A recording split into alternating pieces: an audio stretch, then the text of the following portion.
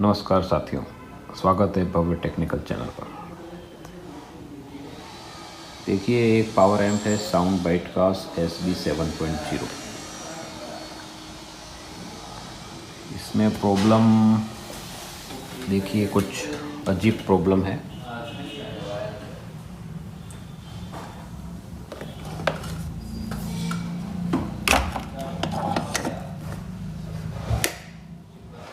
Series पे on कर दी है। इसमें डिजिटल स्विच दिया गया है।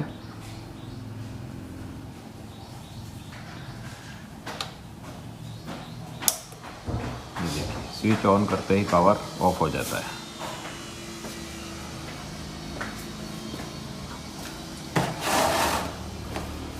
एक्चुअली पावर ऑफ नहीं हुआ है, इसका प्रोसेस ही इस तरीके से होता है। स्विच जैसे ही हम इसको दबाते हैं, 2 सेकंड तक दबा के रखने के बाद में ये ऑपरेट हो जाती है मशीन। अब इसमें प्रॉब्लम ये कस्टमर ये कह रहा है कि जैसे हमने ये भी स्विच ऑन कर दिया है, लेकिन यहाँ से जो स्टैंड बाई LED थी, जो चालू करते से ऑन रहती है, उसको स्टैंड बाई LED कहते हैं, स्टैंड बाई कंडीशंस। तो उससे अब ये ऑन कंडीशन में जाना चाहिए, लेकिन गया नहीं है। अब कस्टमर का कहना है कि ये 10 मिनट से लेके 1 मिनट के बीच में कभी भी ये ऑपरेट हो जाती है। तो हम इंतज़ार करते हैं 1 मिनट, तब तक हम कुछ और बात कर लेते हैं इस मशीन से रिलेटेड। तो अभी ऑन ही है, सीरीज़ में मैंने ऑन कर रखा है इसको। सीरीज़ में लगाए, डायरेक्ट लगाए, दोनों में सेम कंडीशन रहती है। तो अब देखिए इसमें क्या होता है।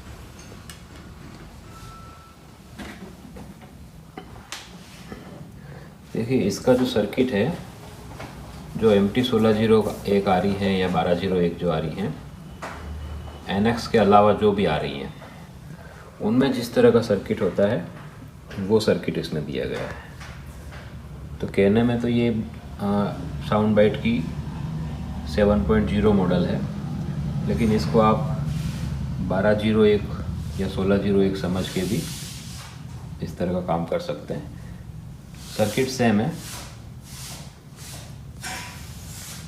लेकिन सिर्फ प्रॉब्लम सर्किट सेम है, लेकिन जो बनावट और इसका जो ऑन करने का तरीका है वो अलग है। उसके अंदर MCB लगी होती है और इसमें इस तरह का सिस्टम दिया हुआ है, स्विच वाला। तो कुछ जो नए लोग हैं उनके लिए थोड़ा थोड़ा मैं कुछ जानकारी देना चाह रहा हूँ, जब तक ये ऑन नहीं हो रहा है। तो देखिए, ये टोरॉइडल ट्रांसफार्मर है इसका।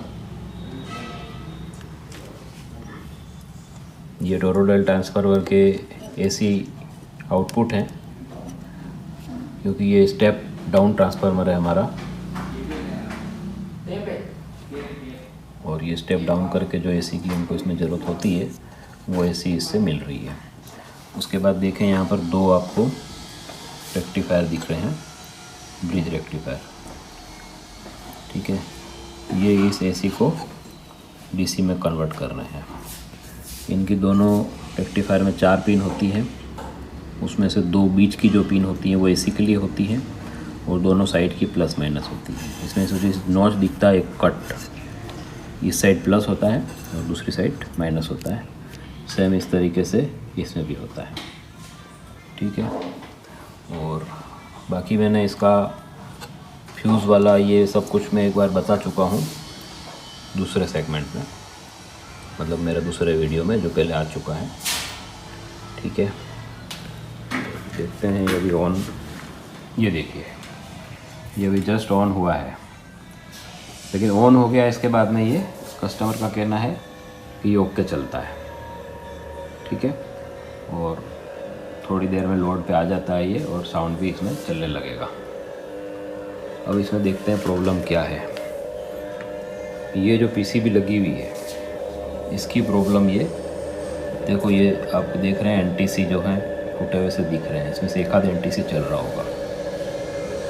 ठीक है, तो हम सबसे पहले NTC चेंज करते हैं, देखते हैं क्या रिज़ल्ट है। NTC रिप्लेस करने का दूसरे उसमें भी होता है, पर उसमें अलग तरह का होता है। इसमें इस फॉल्ट के लिए हम ये काम करने जा रहे हैं। देखते हैं, एक बार इसको निकालते हैं PCB को। देखिए साथियों, हमने अभी पूरे कार्ड को तो नहीं निकाला है, लेकिन ये एनटीसी सबसे पहले हमने काट के निकाल दिए हैं। तो देखते हैं, एनटीसी देखो चल रहे हैं। अगर एनटीसी बिल्कुल बंद होते तो पावर नहीं आता। अब इनका देखो, मैं आपको रेजिस्टेंस बताता हूँ।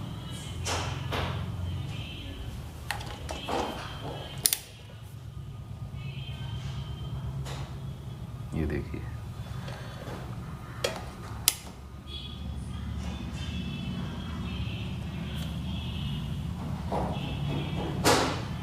ये देखिए इसका रेजिस्टेंस शिफ्ट हो गया है 44K। ये मैं आपको इसलिए दिखा रहा हूँ, मेरा मकसद ये नहीं है कि सिर्फ ये एनटीसी को दिखाना। ये इस तरह की फ़ाल्ट इस मॉडल के अंदर एनटीसी ख़राब होने के कारण से आती है। और एनटीसी ये तो ठीक है, टूट गई है और जल गई है। कई बार ये होता है कि एनटीसी आपको देख के बिल्कुल ओके लगेगी, लेकिन इसके अंदर जो रेजिस्टेंस है वो चेंज हो जाता है।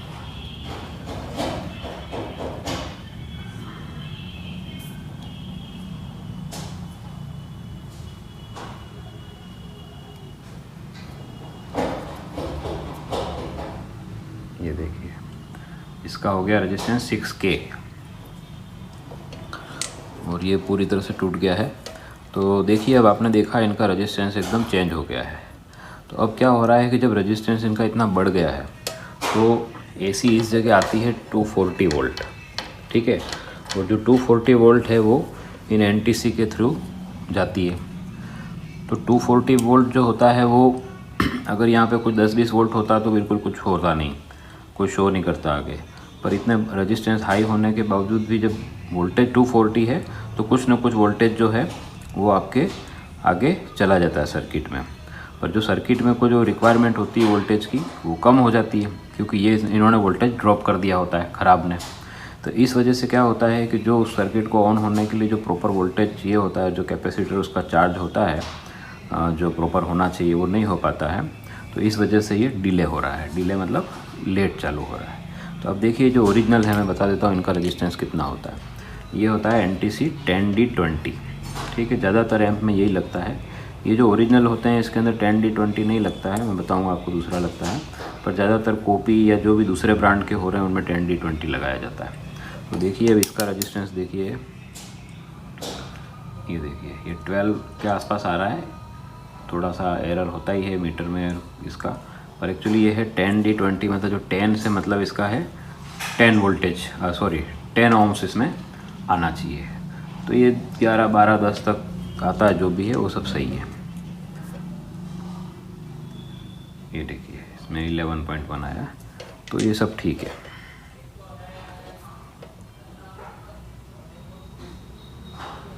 ये देखिए ठीक है, ठीक है। इसी वजह से इसको प्रोटेक्शन में लगाया जाता है। तो इसके बारे में अलग से जब कंपोनेंट्स की चर्चा करेंगे तब डिटेल में बताएंगे। अभी इतना काफ़ी है कि आप ये समझ लें कि एनटीसी जो है नॉर्मली 10 ओम की लगती है, और हमारे जो रेजिस्टेंस उसमें है, एनटीसी जो लगी हुई थी उनकी वैल्यू शिफ्ट हो गई थी रेजिस्टेंस की, इस वजह से वो डिले बन रहा था और लेट चालू हो रहा था। तो अब हम ये एक बार रिप्लेस करते हैं। इनकी प्रॉब्लम है या कुछ और भी प्रॉब्लम है वो भी क्लियर होगा, क्योंकि ये ख़राब है तो ये तो हमको रिप्लेस करना ही है। तो इनको मैं अभी बाहर से ही रिप्लेस करूँगा इसको, ठीक है। इनके मैंने जो कट किए हैं या ये काफ़ी मतलब रखे हैं मैंने इनके, तो इसी के ऊपर सोल्व करूँगा। एक्चुअली कस्टमर को थोड़ा सा जल्दी है, वरना प्रॉपर तरीका यही है कि इनको खोल के प्रॉपर वे में आप इस जगह सोल्व करें। लेकिन मेरे पास में कुछ, अगर अच्छे से आप सोल्डर करने की ट्रिक समझते हैं तो भी कर सकते हैं इस तरीके से। तो मैं एक बार सोल्डर कर लेता हूँ, उसके बाद मैं आपको फिर से चेक कराता हूँ।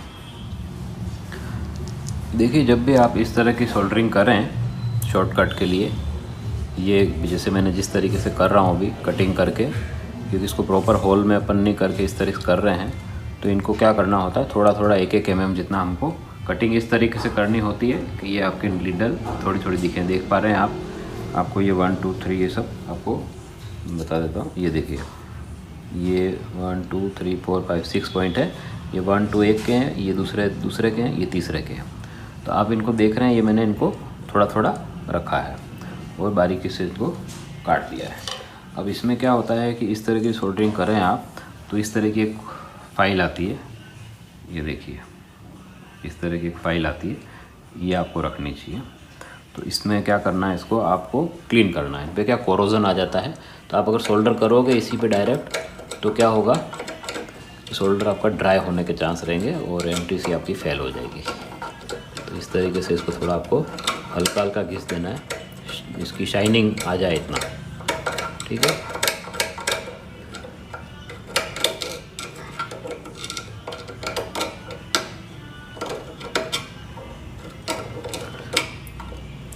साथियों, कुछ लोग जो मेरा वीडियो है वो एंड तक नहीं देखते हैं, उनको जितना सीखना होता है उस हिसाब से देख के उसको बीच में बंद कर देते हैं। लेकिन आप एक चीज़ ध्यान रखें, अगर आप वीडियो पूरा नहीं दिखेंगे तो आप कुछ ना कुछ मिस करेंगे। तो मेरे वीडियो में क्या एंड में भी कई चीज़ें ऐसी होती हैं, कुछ छोटी छोटी चीज़ें हैं वो कुछ ना कुछ मैं बताता हुआ चलता हूँ। तो कृपया वीडियो को पूरा देखें, क्योंकि मैं कुछ चीज़ें क्लियर हो चुकी होती हैं वो पिछले वीडियो में बता चुका होता हूँ, तो भी जो होते हैं कमेंट्स वो इस तरह के मुझे मिलते हैं कि ये चीज़ आपने वापस से आप बताइए या इस तरह से, जबकि मैं वो बता चुका होता हूँ। तो आप मेरे, और दूसरा ये है कि पर्टिकुलर आप ऐसा ना सोचें कि आप कोई एम्पलीफायर रिपेयर करने बैठे हैं, 1201 रिपेयर करने बैठे हैं या RX 4000 रिपेयर करने बैठे हैं तो उससे रिलेटेड ही आप वीडियो देखें। और जितने भी एम्प के वीडियो हैं उनको आप अगर देखते रहेंगे तो आपको सब में से कुछ ना कुछ मिलेगा। क्योंकि आपको मैंने कई बार ये चीज़ बताई है कि मैं कोई एक एम्प रिपेयर करने के हिसाब से वीडियो नहीं बनाता हूँ। आप एक एम्प को देख के 3 से 4 एम्प को आप रिपेयर कर सकते हैं। जैसे कि अभी इसी एम्प के बारे में ले लीजिए कि इसमें कई तरह के जो सर्किट्स आ रहे हैं, वो उनमें से एक सर्किट ये है जो बहुत सारे एम्प में आता है। जैसे आप मेरे को मॉडल के नाम लेते हैं, जो भी मॉडल एक ब्रांड होती है, जैसे आप स्टूडियो मास्टर हो गया, NX का हो गया, ठीक है। इनमें हो सकता है आपस में नहीं मिले, लेकिन बहुत सारी ब्रांड्स हैं अभी जिसके अंदर कॉमन सर्किट्स मिल जाते हैं। आप किसी चीज़ को ऐसे नज़रअंदाज नहीं करें। जैसे हो सकता है, जैसे ये जो मॉडल मैं आपको बता रहा हूँ साउंड बाइट का, अभी इतना पॉपुलर मॉडल नहीं है, तो हो सकता है आपके एरिया में ये मॉडल ना हो, तो आप सोचें कि भाई ये मैं इसको देख के क्या करूँगा, ये हमारे इधर नहीं चलता है। ऐसा बिल्कुल भी सोचे नहीं, क्योंकि सब में सर्किट सेम ही आते हैं, प्रॉब्लम एक जैसी होती है। हर वीडियो को आप ध्यान से और लास्ट तक पूरा देखें। तो इसमें देखिए मैं ये फ्लक्स लगा रहा हूँ, ये वाला जो फ्लक्स है मेरे पास में, ये सबको अच्छे से लगा देता हूँ मैं। जितना बड़ा एम्प होता है उसको उतना ही शांति से आप काम करेंगे तो अच्छे से काम होगा। जल्दबाजी में जो काम करते हैं तो वो एम्प वापस आने के पूरे चांस होते हैं। ठीक है, ये मैंने अच्छे से लगा दिया है सब पे। इसमें लिक्विड फ्लक्स भी आता है, वो भी यूज़ कर सकते हैं। मैक्स बॉन्ड का आता है और मैक्स कंपनी का भी आता है ओरिजिनल।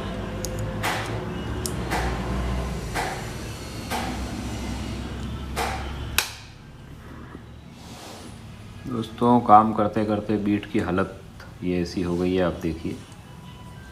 तो मैं इसको रिप्लेस कर रहा हूँ, तो मुझे ध्यान आया कि आपको मैं बता दूँ बीट रिप्लेस करते टाइम किन चीज़ों का ध्यान रखना चाहिए और क्या तरीका होता है। नॉर्मली हम क्या बीट रिप्लेस करते हैं और उसको ठोक पीट के निकालते हैं, ठीक है। तो आपको मैं एक्चुअली निकाल चुका हूँ, आपको बताया नहीं मैंने। तो जब ये टाइट लगा होता है तो आपको क्या करना है,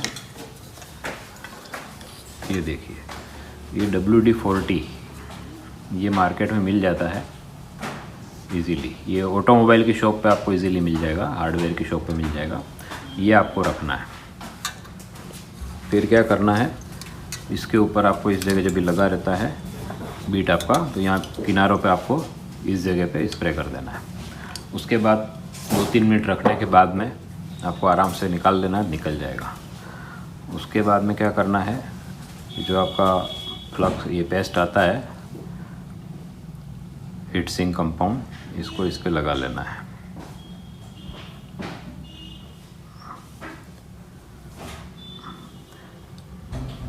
देखिए, हीट सिंक कंपाउंड हम लगाते हैं ट्रांजिस्टर के बीच में। क्यों लगाते हैं? कॉन्टैक्ट को सही बनाने के लिए, ताकि प्रॉपर हीट उस पर शिफ्ट हो जाए। अब हमको क्या करना है, इसकी शिफ्ट है वो, इसकी जो हीट है वो इस पर शिफ्ट करनी है। तो ये टेक्निक ध्यान रखें थोड़ा सा।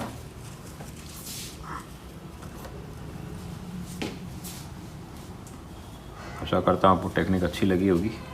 बने रहिए वीडियो में, आगे और है अभी बाकी। देखिए ये तीनों लगा दिए गए एनटीसी।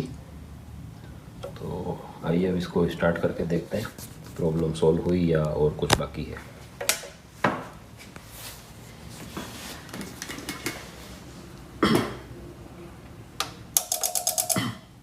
ये देखिए चालू हो गया तुरंत। सीरीज़ में होने की वजह से प्रोटेक्शन की लाइट ऑफ होने में थोड़ा सा वक्त लगता है।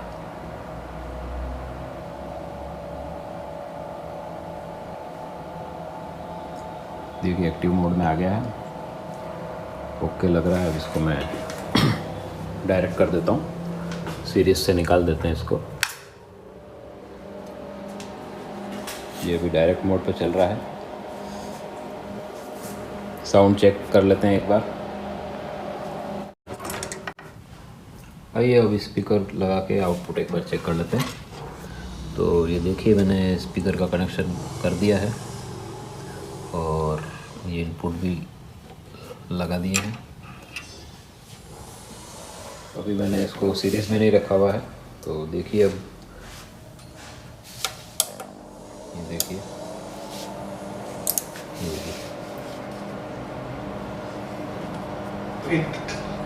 ये ऑपरेट हो गया है। In progress, 55 for no loss.